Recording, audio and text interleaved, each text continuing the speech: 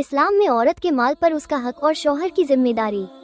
औरत अपने माल की पूरी मालिक है। इस्लाम ने औरत को उसके माल और कमाई पर पूरा हक दिया है, चाहे वह माल उसकी मेहनत से आया हो, विरासत में मिला हो, महर के तौर पर मिला हो या किसी ने तोहफे में दिया हो।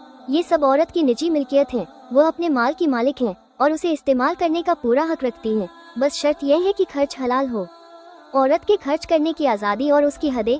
औरत अपने पैसे को अपने ऊपर, अपने माँ बाप पर, अपने बच्चों पर, गरीबों और ज़रूरतमंदों पर और हर नेक काम में खर्च कर सकती है, लेकिन हराम चीज़ों में खर्च करना जायज़ नहीं, जैसे शराब, जुआ, सूद, ब्याज और फिजूल खर्ची। हदीस।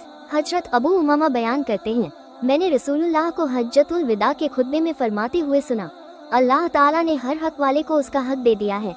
अब किसी वारिस के लिए वसीयत नहीं और कोई औरत अपने शौहर के घर से उसकी इजाज़त के बगैर कुछ भी खर्च न करे। पूछा गया, ए अल्लाह के रसूल, खाना भी नहीं?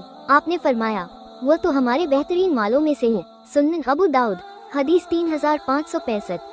ये हदीस शौहर के माल या घर के साझा माल के बारे में है।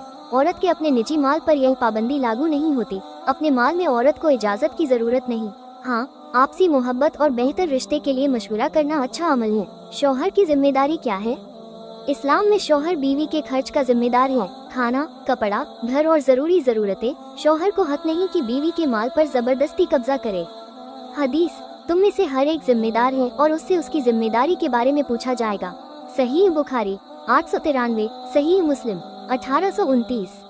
अच्छा शौहर वही है जो बीवी को हलाल में खर्च करने की हौसला अफजाई करे, हराम से रोके और उसकी अमानत की हिफाजत करे।